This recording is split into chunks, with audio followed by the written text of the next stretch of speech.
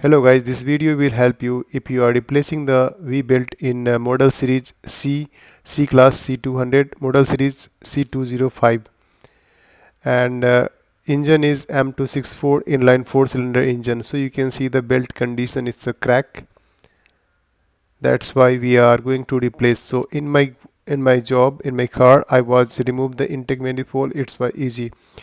But if you are replacing only V-belt, so just make the space between charge air cooler and engine. Then you can access between belt tensioner.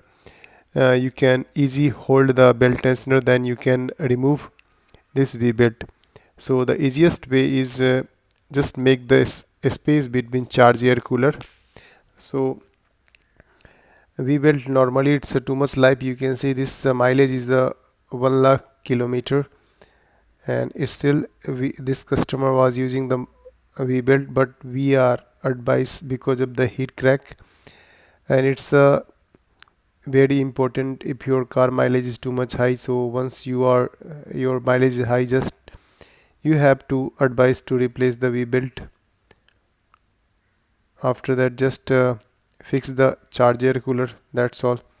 It's a easy, almost it's a 1 hour job, and I am using this tool.